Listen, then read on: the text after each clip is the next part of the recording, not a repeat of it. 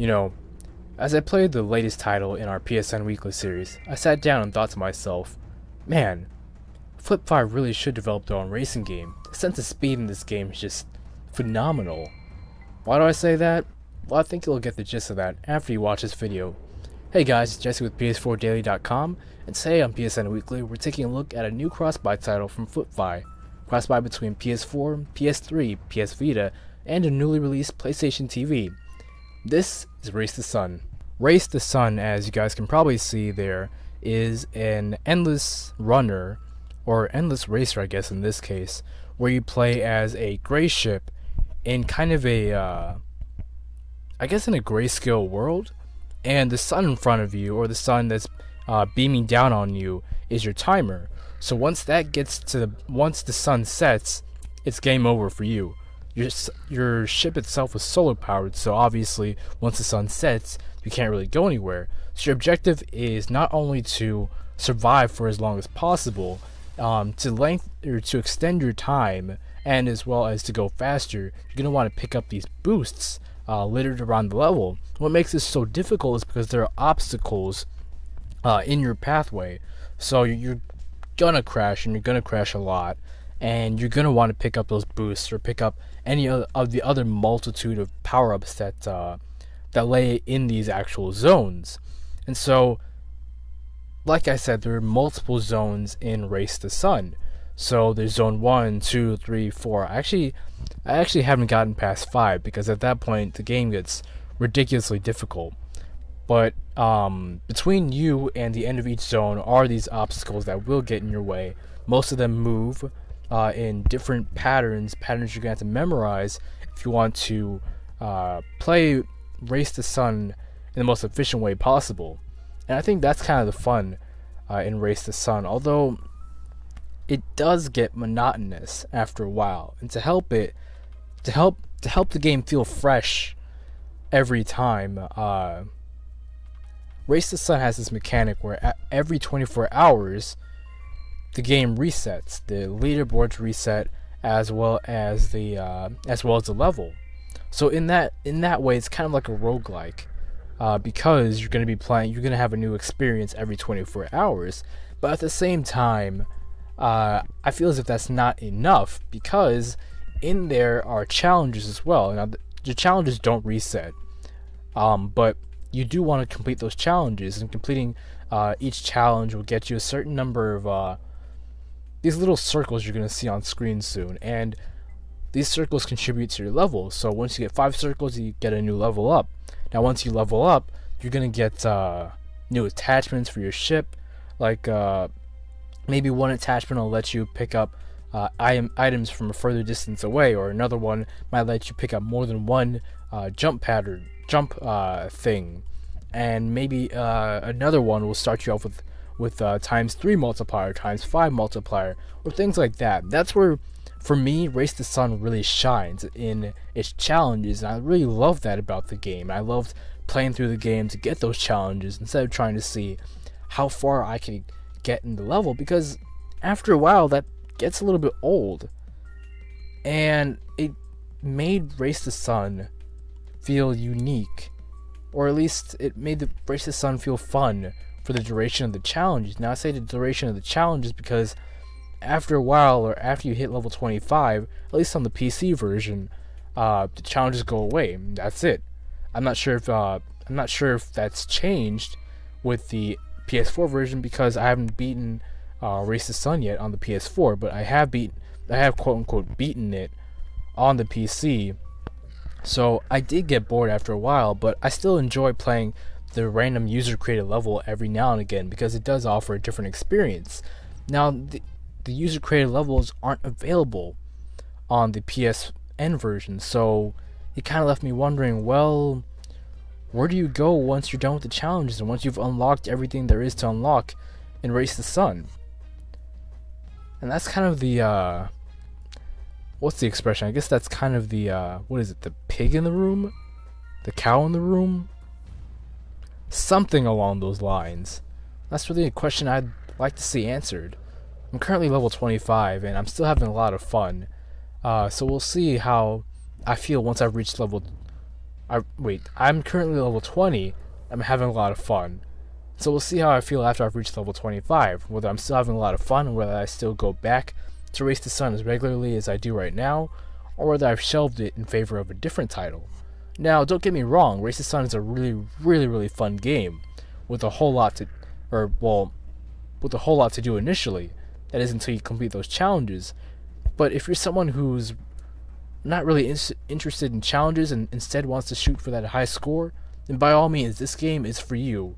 And this game has a lot of replay value in that regard.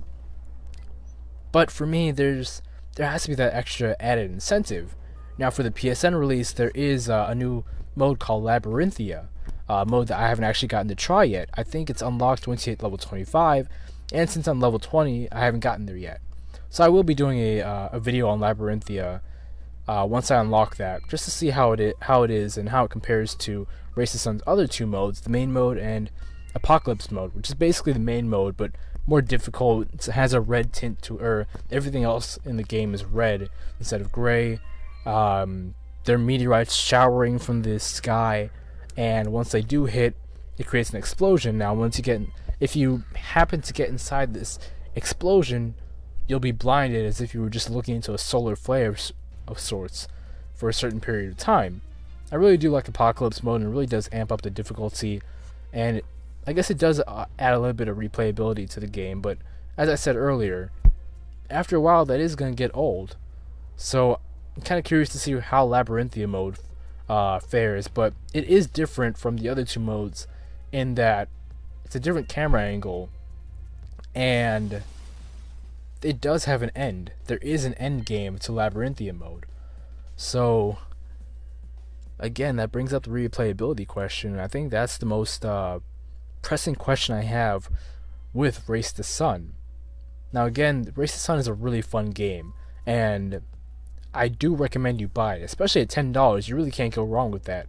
But as a game that you're going to be playing over and over and over and for months to come, at the moment I can't see that Race the Sun being that game for me, just because it doesn't have the community level creation stuff that the PC version does, and it doesn't have those infinite challenges that I would have liked to see in this release, or at least it doesn't have that to my knowledge.